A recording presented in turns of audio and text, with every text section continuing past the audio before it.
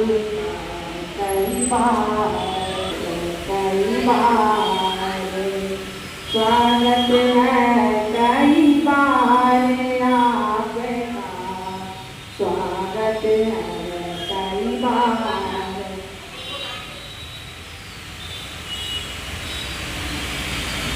बोले गुरुदेव की सेवा हम कछु कर ना सकत है, लज्जा है कई बार आपका स्वागत है कई बार स्वागत है कई बार आपका स्वागत है कई बार।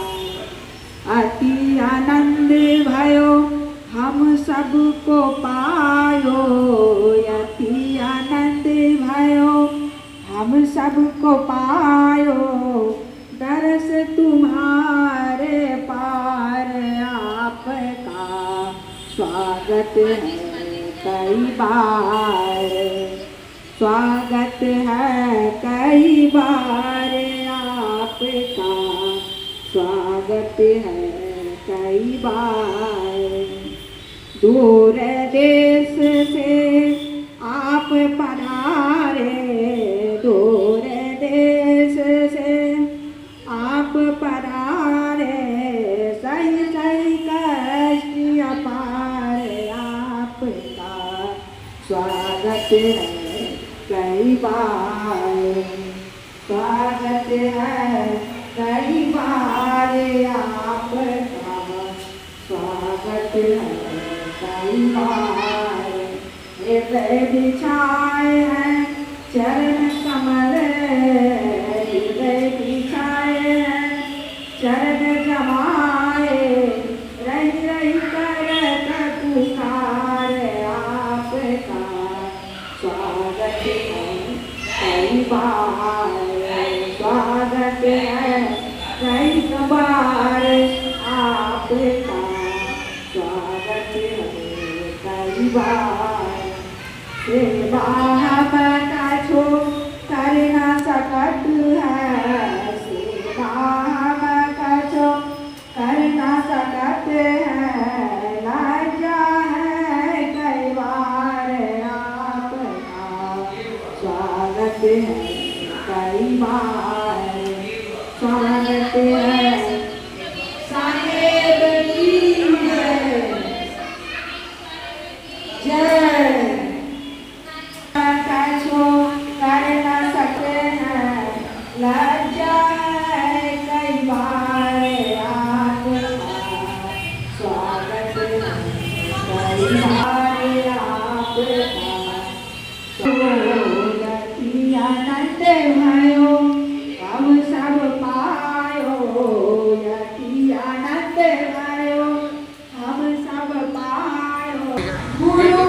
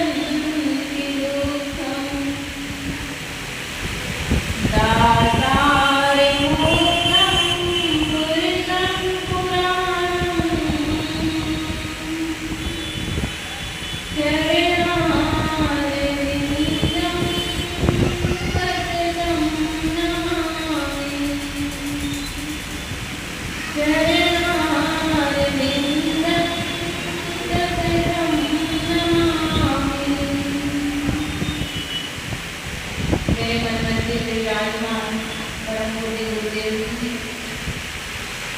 वंदनीय सर्व समाज, संगीतकार श्री हमारे विजय भाई जी एवं लक्ष्मी बहन जी, इस कार्यक्रम को संयोजन करने वाले परम श्रद्धेय रामजी प्रसाद मंडल जी, उनके सुपुत्र प्रवीण। यह जो कार्यक्रम है गृह प्रवेश, लोग मकान तो बनाते हैं और वह जो मकान है ईंट, गिट्टी, पत्थर, सीमेंट, बालू, छड़ से बनता है ये मकान। लेकिन ये मकान में लोग रहने लगते हैं और रहते रहते एक दूसरे के भावनाओं का आदर करते हैं, एक दूसरे के साथ प्रेम से जीते हैं, छोटों को स्नेह और बड़ों के प्रति श्रद्धा हो, ऐसे घर पर एक छत के रहने, एक छत के नीचे में रहने वाले सारी सुविधाएं जरूर हो, लेकिन वाणी में मिठास ना हो, व्यवहार मधुर ना हो, तो वह घर की सुविधाएं कांटे की तरह चुभने लगती हैं। आज लोग जितना धन और अन्न की कमी के कारण दुखी नहीं, बल्कि लोगों के विचारों के आपस में समझौता न होने के कारण है। आज लोग पैसा को बड़ा मान लिए हैं, प्यार को और परिवार को साइड कर देते हैं। आज अपने बच्चे को पैसा कमाने का जरिए तो बना देते हैं, लेकिन उस परिवार में प्यार के लिए बुरे माँ बाप की तरफ जाते हैं। बच्चे के परवरिश के लिए माता पिता अपना गांव छोड़ करके शहर में चले जाते हैं। घर में उनके गांव में कितने सुंदर गाड़ी बंगला हो, लेकिन शहर में कैसे रहते हैं? किराए पे रहते हैं। क्यों रहते हैं? बच्चों के भविष्य के लिए।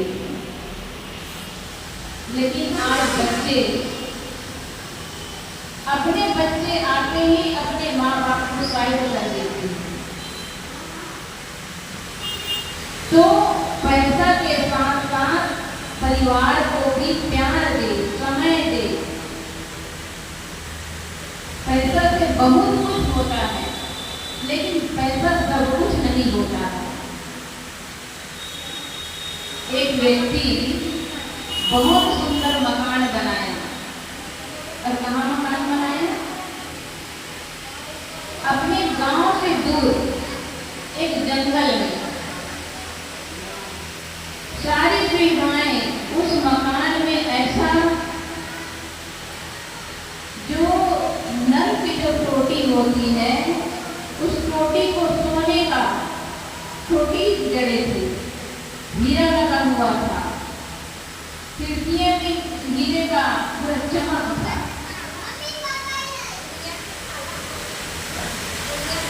अरबों के लागत में वह मकान बहुत सुंदर बना, और उस मकान में बहुत सारे हीरे मोती जवाहरात रख दिए। और वह व्यक्ति उस मकान के रखवाली के लिए वॉचमैन बन गया। और वह रहते थे गांव में, और वॉचमैन रहता था कहाँ? उस मकान के रखवाली के लिए जंगल में रहते थे। लोग वहां जा नहीं सकते थे, और जाते तो बड़ा सुंदर मकान। एक दिन व्यक्ति के मन में आया ये सुंदर मकान और सुंदर वहाँ कितने गहनों से मेरा मकान लगा हुआ है। क्यों ना मैं उस मकान में जा करके सारे गहनों को एक बार देख लूं, मेरे हृदय को ठंडक मिल जाए। मैं व्यक्ति ऐसा विचार किया और चला गया अपना गाड़ी लेकर के जंगल। और जंगल में गया, एक चाबी उनके पास था और एक चाबी उस वॉचमैन के पास था। वह गया, जाकर देखा, अपने सारे गहने को तिजोरी खोला, इतना चमक रहा था, सबको अपने सीने से लगाया। उसको बड़ी खुशी मिली, मैं इतना धनवान हूँ। और लगाया, देखा, सब नल की टोपी को चालू करके देखा, सोने का कप जड़ा हुआ था। देख करके उनके मन को बहुत ही प्रसन्नता मिली कि मेरा कितना सुंदर भवन है। इधर उनके जो वॉचमैन रखे थे, जो गेटियां रखे थे, वह आया और देखा कि मैं तो ऐसी कितनी नहीं भूलता हूँ, लेकिन मेरे से कैसे भूल हो गया। और वह भूल समझ करके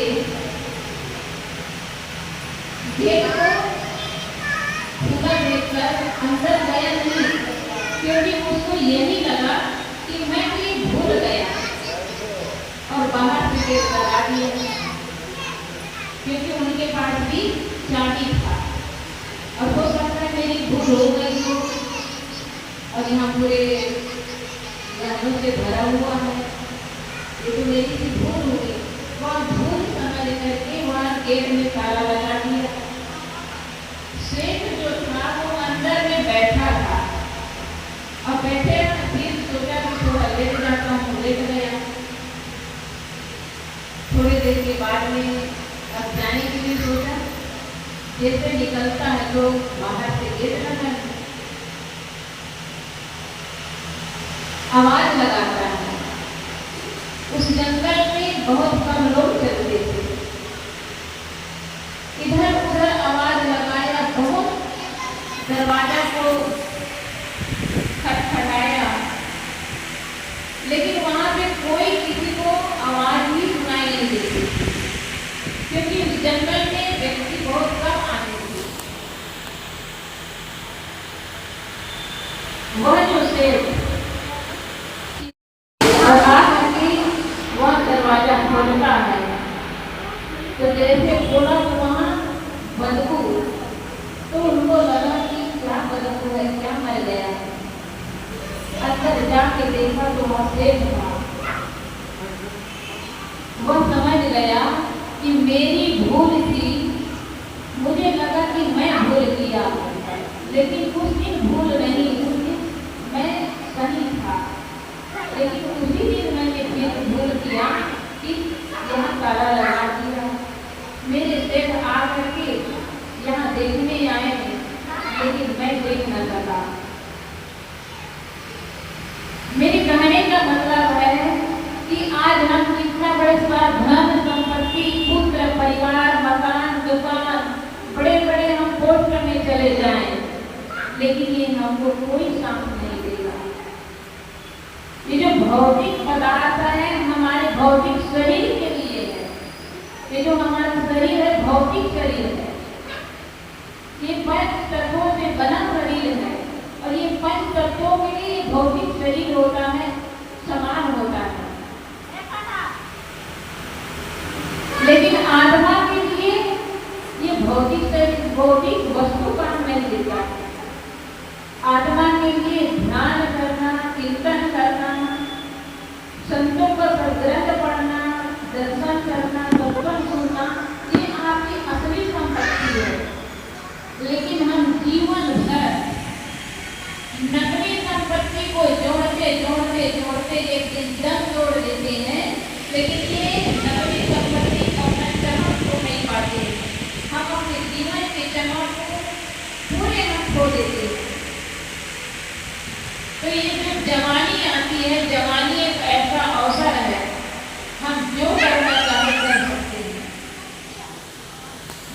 नदी के धारा है, नदी के बीच मझधार में जो व्यक्ति अगर संभल जाए, उस नदी को पार कर दे, तो नदी के बीच मझधार को पार करने के बाद वह किनारे में डूब जाए तो उस व्यक्ति को पागल कहते हैं।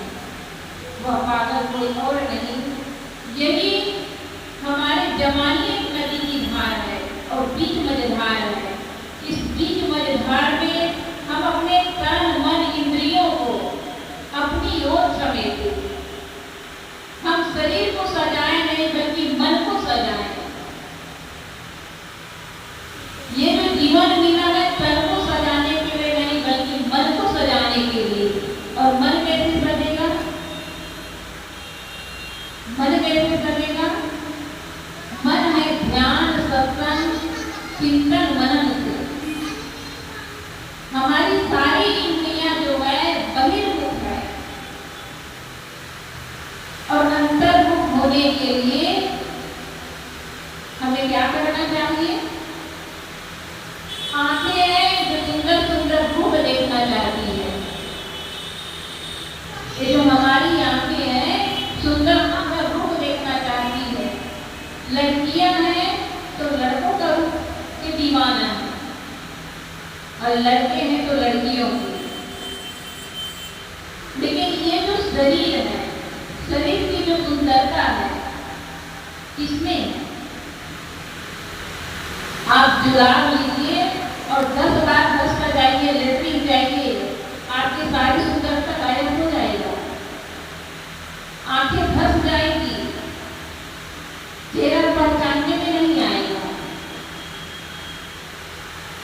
किसमें है सुंदरता?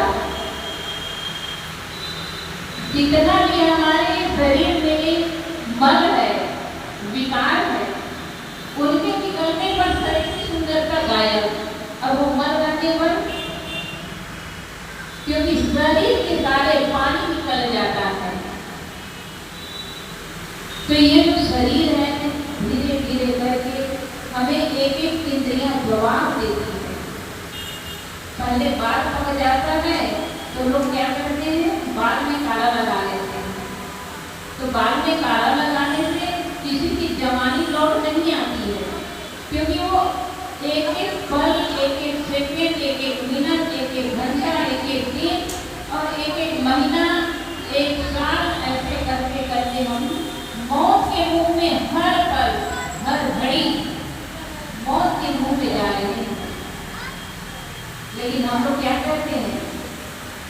हमारी आयु बढ़ रही है, बढ़ नहीं बल्कि घट रही है। जैसे माँ के गर्भ में जीव प्रवेश करता है तो प्रवेश करने के बाद में यह शरीर का विकास होने लगता है। माँ के गर्भ में कोई देवी देवता नहीं है जो हमारे शरीर का निर्माण करता है। देवी कौन है? देवी कौन है? देने वाली। और देने वाली कौन है? हमारी आप सब माताएं हैं। और आप लोगों ने क्या किया है? आप लोगों ने जीवन दिया है। आप लोग अपने कोख में बच्चे को पालते हैं, आपने एक जीवन दिया। जीवन देने वाली एक आप जगदम्बा है। आप ही काली, आप ही भवानी है। लेकिन आप काली भवानी पूजने कहाँ जाते हैं? उस पत्थर के देवी के पास। वो छोटी सी बच्ची जो 5 साल की थी कहती भगवान है? मैं कही हाँ भगवान हूँ। हाँ साहेब जी भगवान है। उनके दर्शन करने जाती हूँ। हाँ रोज जाती हूँ, दरेक रोज जाती हूँ। अच्छा तो आपको क्या क्या देते हैं? मेरे को सब कुछ देते हैं। मेरी जो देवी है ना वो मेरे को सब कुछ देती है। मैं कही क्या क्या देती है कुछ तो बताओ। तो मम्मी आप बोलो ना।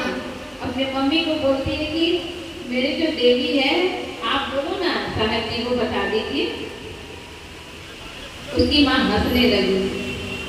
मैंने कहा बेटा आप स्कूल जाती हो तो आपको जो ये जो पहने हैं स्कूल ड्रेस ये आपकी देवी ने दिया है कि नहीं? बनाइए अब वीडियो। हाँ तो पापा ने चढ़ने दिया लगा, है? बनाते हैं बनाते हैं। अच्छा, महिलवा किसका है? तो आप वहाँ स्कूल जाती चाहिए। हो तो वहाँ हाँ, आपको चाहिए। जो बुक मिला है जब बैठा और था बुक माँ किसने- उधर खाते तो ये निकल तो मेरे पापा ने दिया है। तीनों अच्छा। बार हम ही को दिए, तो 3 आप बार आए जब थे, स्कूल तीनों जाती बार हो वीडियो बनाने तो का। आप जो जूता और सैंडल पहन कर जाती हो, मोजा लगा के जाती हो, ये कौन देते हैं? स्टैंड लाए कहते मैं मेरे खड़ा पापा ने करके दिया चला है। जाएगा। तो आप जब स्कूल जाती हो टिफिन लेकर के, वो टिफिन को आपकी माँ ने दिया है, वो देवी ने दिया है? तो कहते नहीं नहीं, ये तो मेरी मम्मी ने दिया है। रोज मेरे लिए बहुत अच्छे अच्छे आइटम बना के देती है। कौन देती है? कि मेरी माँ। जब आप बीमार पड़ जाती हो तो इलाज कराने कौन ले जाते हैं? कि इलाज करने आती हो जो देवी है? कि नहीं नहीं, वो देवी नहीं आती है, वो तो वहीं पे रहती है। कहाँ? मंदिर पे रहती है। मैं उनसे मिलने जाती हूँ। मेरे मम्मी, मेरे पापा, मेरे दादू, ये लोग मुझे ले जाते हैं डॉक्टर के पास। मैं कहीं तो दवाई हुई देवी आती है देने के लिए? कि नहीं नहीं, वहाँ भी नहीं आती है, वो तो डॉक्टर लोग ही मुझे दवाई देते हैं। बेटी जब स्कूल जाती हो तो वहाँ कौन पढ़ाते? देवी आती है? कि नहीं नहीं, देवी नहीं आती है। मेरे क्लास टीचर हैं, मेरे मैम हैं, वो लोग पढ़ाते हैं। मेरे सारे काम तो आपकी मम्मी, पापा, दादी, दादू और आपकी क्लास टीचर, डॉक्टर सारे लोग करते हैं। फिर आपकी देवी क्या करती है? वो माथ पकड़ के छोटी सी बच्ची कि वो तो कुछ भी नहीं करती है। मैं कही आप जब छोटी हो, लेकिन आपको जन्म किसने दिया? कि मेरी मम्मी ने। तो आपको पालन पोषण कौन कर रहा है? खिला पिला कौन है? मेरी मम्मी। तो आप कहती हो कि मेरे सब कुछ काम में वही देवी करती है। फिर सारा काम आपके मम्मी पापा करते, फिर वो देवी क्या करती है? ना, वो तो कुछ नहीं करती है। तो आप बताइए कि उसको कैसे, किसने बनाया? पता नहीं वो कैसे बन गया। मैंने कहा यहाँ जो आपकी मम्मी है, पापा है, दादी है, दादू है, ऐसे ही लोग उस पत्थर को छीनी हथौड़ी से गढ़ करके, छीन करके उनके नाक, कान, हाथ बनाए और कहीं मिट्टी का बनाए और उसमें एक लकड़ी लेते हैं और लकड़ी में एक ढांचा बनाते हैं, हाथ पैर, और उसके बाद उसमें रंग लगाया जाता है, उसको कपड़ा पहनाया जाता है, उसको गहना पहनाया जाता है और उसके बाद उसको मंदिर में बैठा देते हैं। लेकिन ना वो टट्टी करते हैं, ना पेशाब करते हैं, लेकिन उनको भूख कैसे लगती है? लोग रोज भोजन भी देते हैं, पंखा चलाते हैं, लेकिन लेटरिन करते तो देखे हैं कि नहीं, वो तो लेटरिन भी नहीं करते हैं।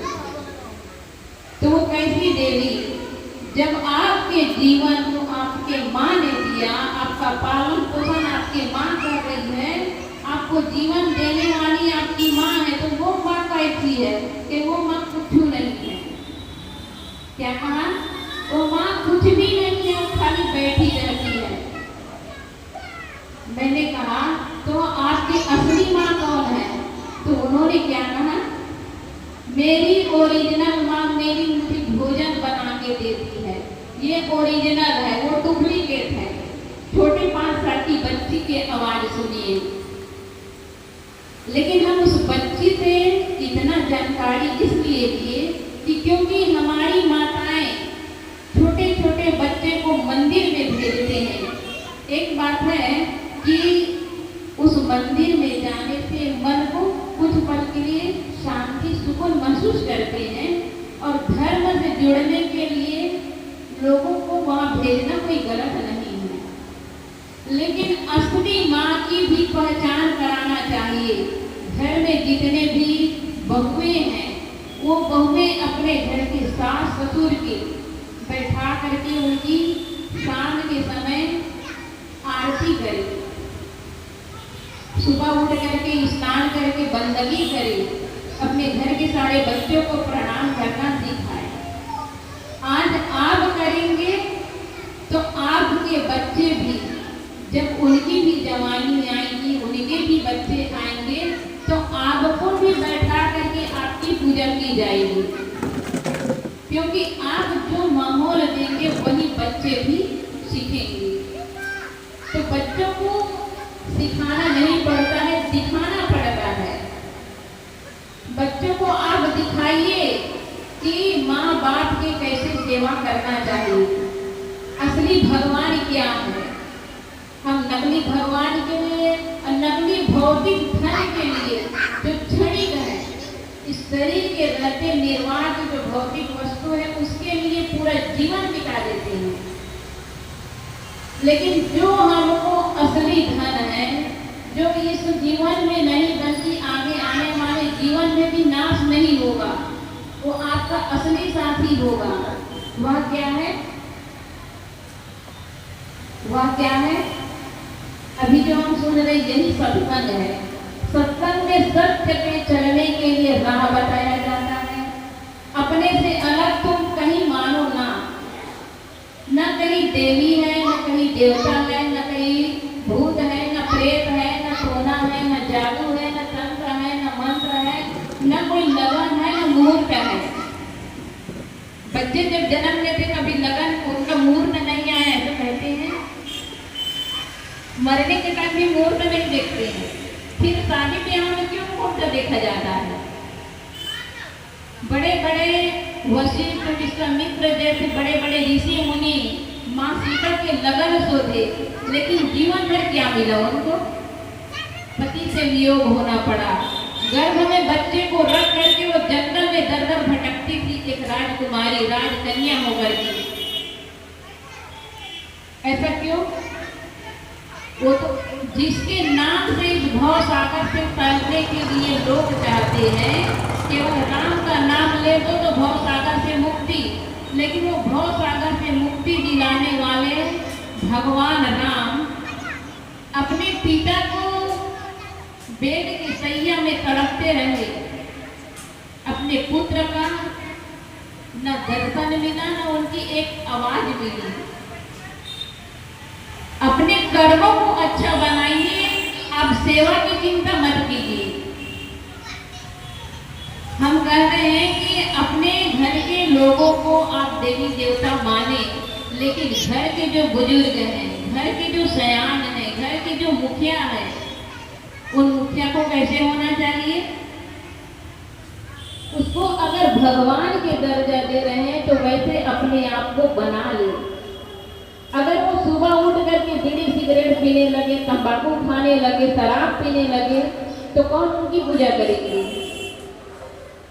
सुबह उठ करके बाल बच्चों को कठोर शब्दों से बोलेंगे, गंदे गंदे गाली देकर बोलेंगे, तो कौन उनकी निकट जाएंगे? हर बात में किसी को टोकना अच्छा नहीं होता है। आप घर के गार्जियन हैं, जरूर आप उनको समझाइए, लेकिन हर बात में टोकिए मत। उनको प्यार से समझाइए, सबके बीच नहीं डांटिए। घर के बुजुर्ग जो होते हैं वह समझो कि जैसे आपके घर में घूर है।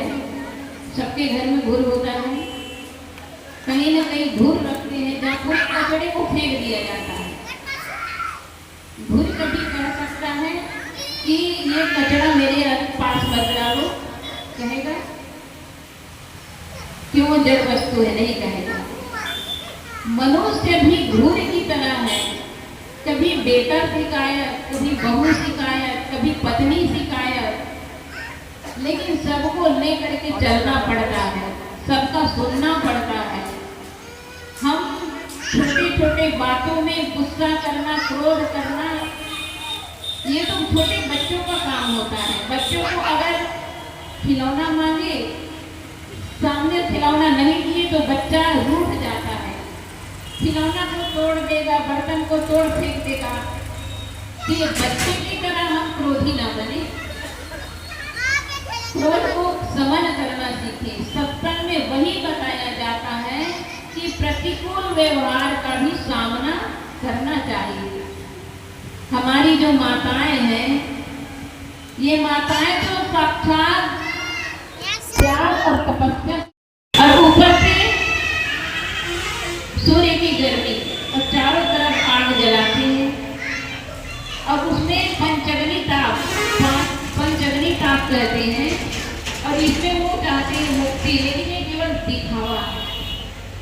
असली तब उसे कहते हैं हमारी जो माताएं हैं, सुबह उठेगी, झाड़ू लगाएगी, पानी भरेगी, पोछा करेगी, बर्तन साफ करेगी, स्नान करेगी, सारे लोगों के लिए चाय बनाएगी, भोजन बनाएगी, कपड़ा धोएगी, सबको खिला करके, बच्चों को स्कूल भेज करके, पति को ड्यूटी में भेज करके, सास ससुर को नहला धुला खिला कर करके अंत में वो खुद भोजन करती है।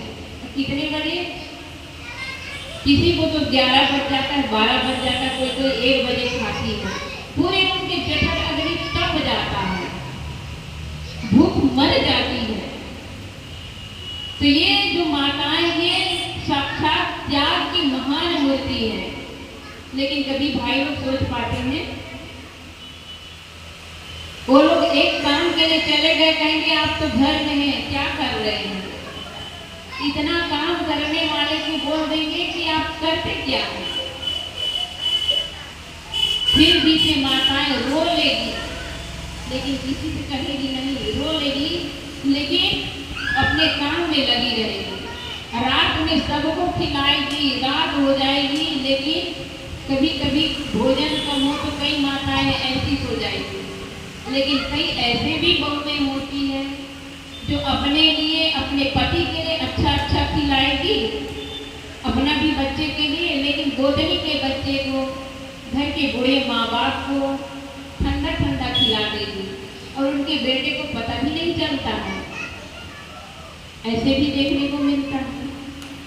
तो कभी भी आप जो कर रहे हैं वही स्थिति आपके साथ भी होने वाला है। एक व्यक्ति अपने पिता को कहा, वो बड़े गरीब थे, बड़े ही मुश्किल से उस बच्चे को क्या बनाया, कलेक्टर बनाया, और वो दिल्ली में रहता था। गया वो उनके पास मिलने के लिए, वहाँ पे उनके जो चौकीदार थे उन्होंने कहा कि वो बुढ़े कहाँ जा रहे हो?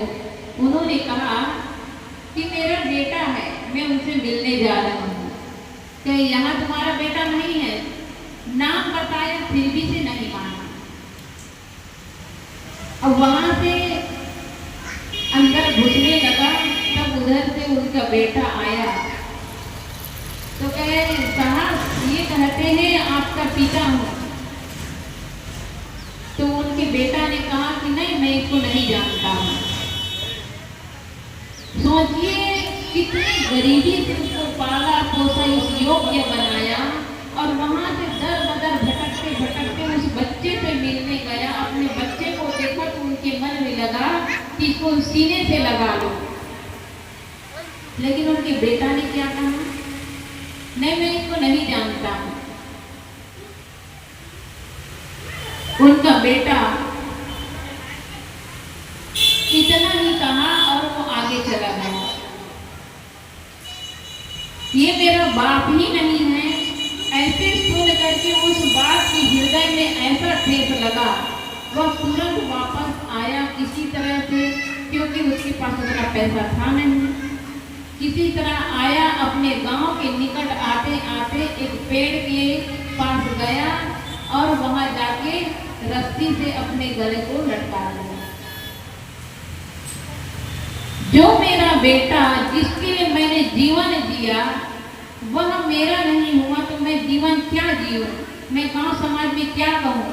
क्योंकि वो गांव समाज में सबसे ये कह के गया था कि मैं बेटा के पास कुछ दिन रहूंगा, और बड़े ही प्रसन्न मन से गांव वालों को बड़ी खुशी थी कि चलो इनके अपने बेटा के पास जा रहे हैं।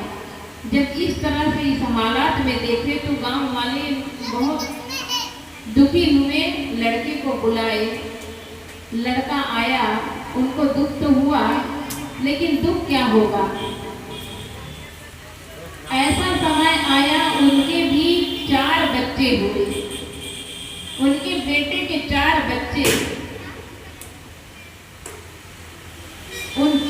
बच्चे में से एक भी बच्चा अपने बाप को बाप कहने लायक नहीं हुआ।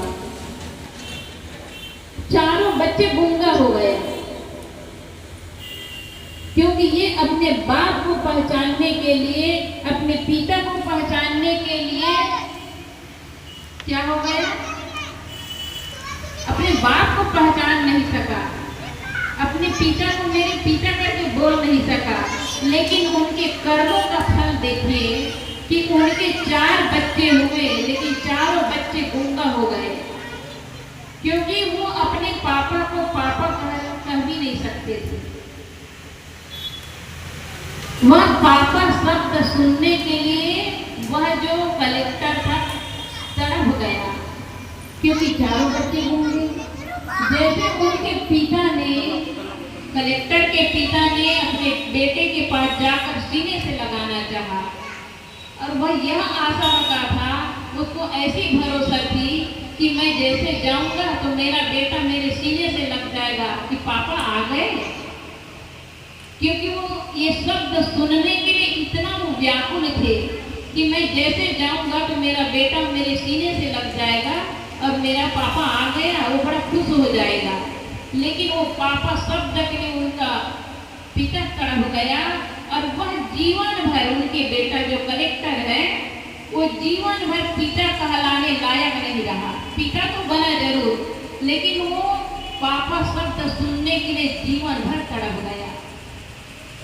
सज्जनों, हम अपने कर्मों से ही हम अपने विधाता हैं।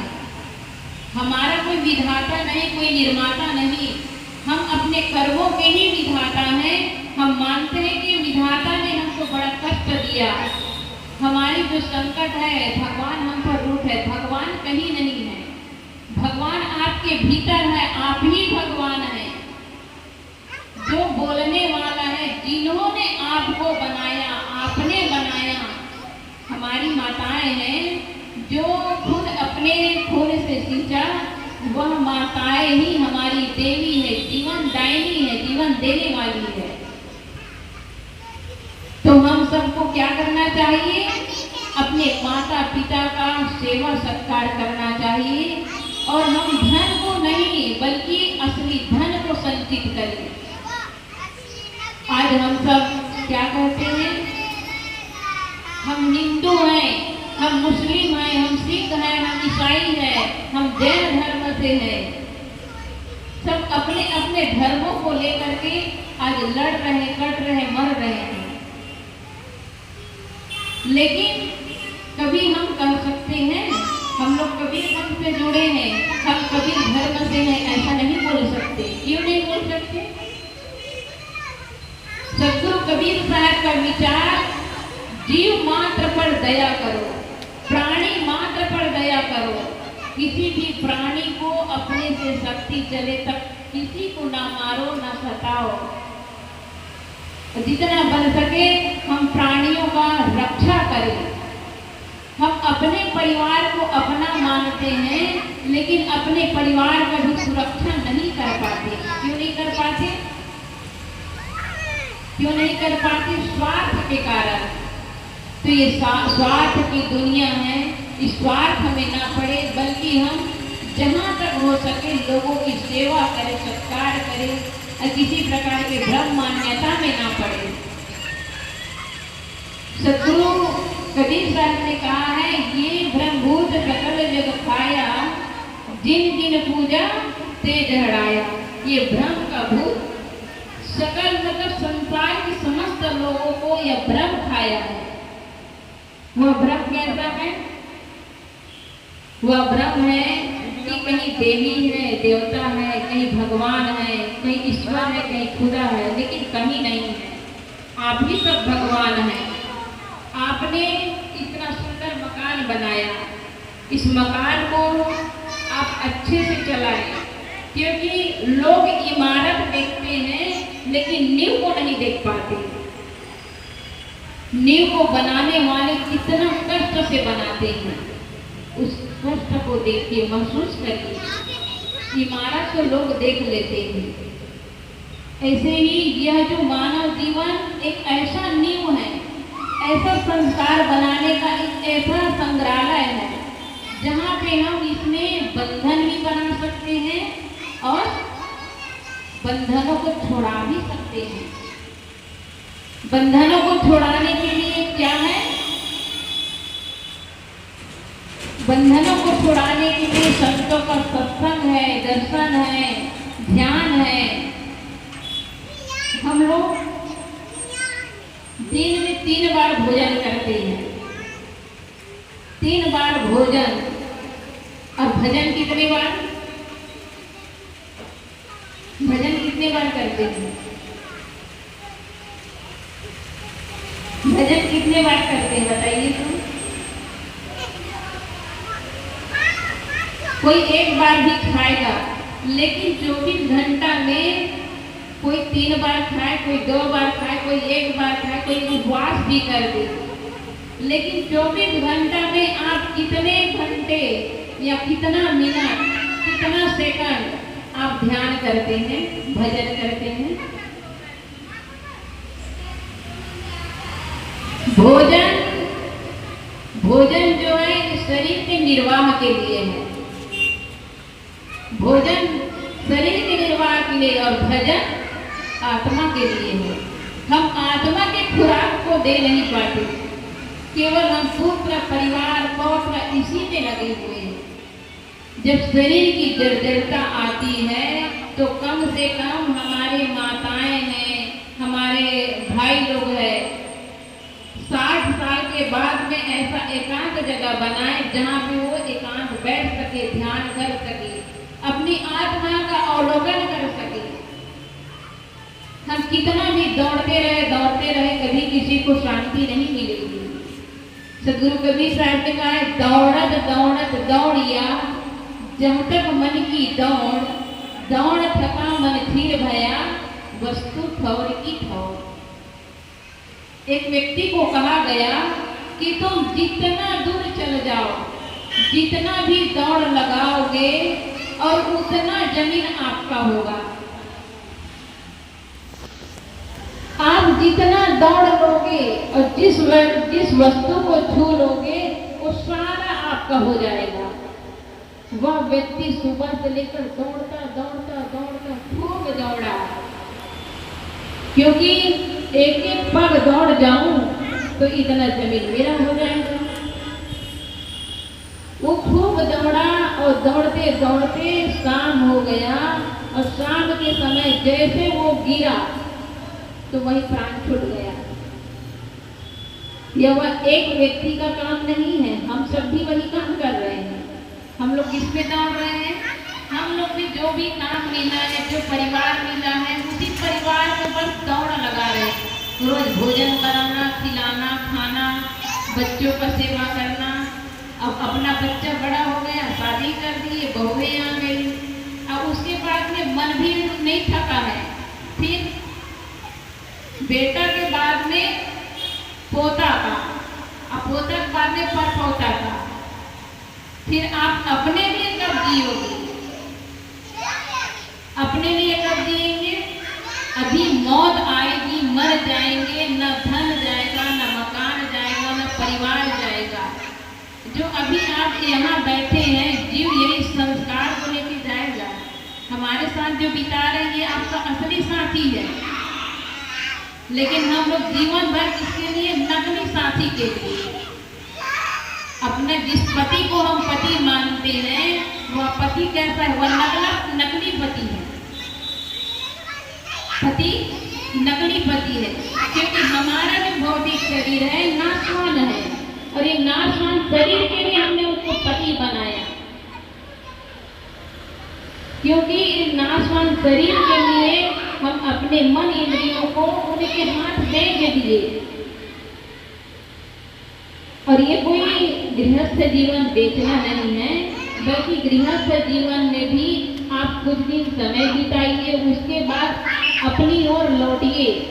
ये परिवार में, माया के मोह में, ये जंजाल में, इसको कहीं कहीं जाल कहा गया है, कहीं कहीं फांसी कहा गया है, भंवर जाल, बगुर जाल, ये सब क्यों कहते हैं? जेल है जेल। तो ये पति मान रहे कि वह जो हमारे भौतिक शरीर के लिए है। और असली पति कौन है? असली पति कहाँ है? ऊपर है। असली पति कहाँ है?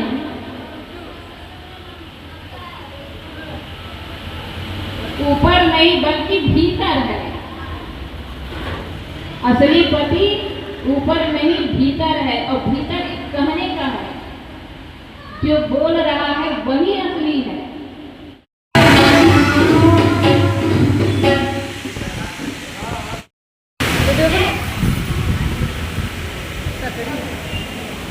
बाबा बस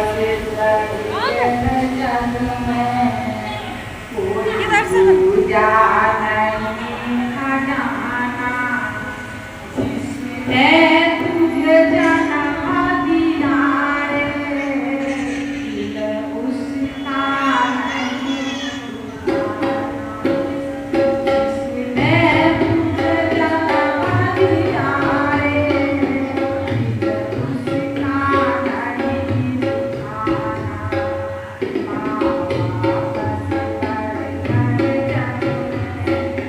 पूजा नहीं खजाना।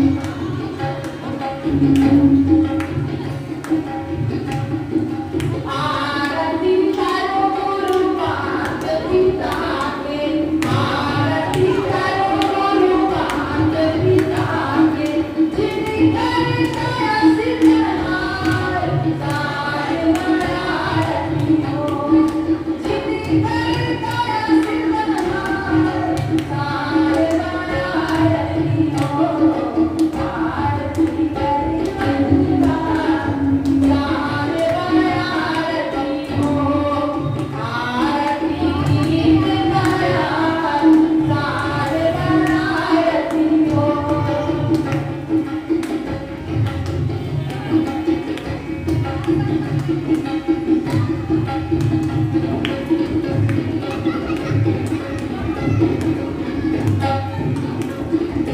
सारे बंदा वीर संतना के कृपा से, सारे बंदा वीर संतना के कृपा से, माया हुकार तुम्हारे पास सारे आरती हो, माया हुकार तुम्हारे पास सारे आरती हो, आरती करी मनवा सारे आरती हो, आरती मनवा सारे आरती हो, आरती करी मनवा सारे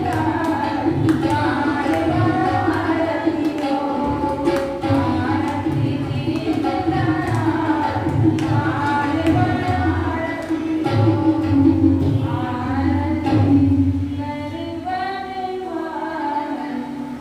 आरती मनवा सारे बोलिए सदगुरुदेव की, संत समाज की, भक्त समाज की। सब लोग बैठ जाएंगे, सब लोग बैठ जाएंगे।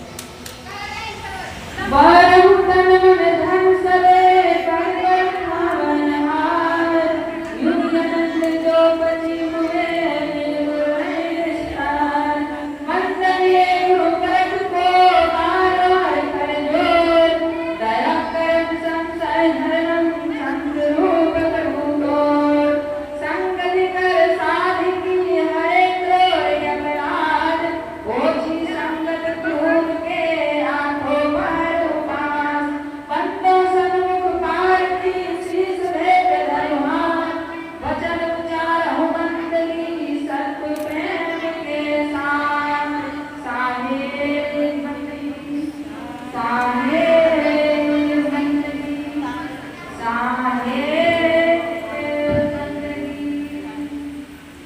बोलिए श्री सदगुरुदेव की, संत समाज की, भक्त समाज की, सत्संग कराने वाले की, उनकी गुरु सरकार की, जगत स्थान की, आज समय आनंद की, साहेब बंदगी।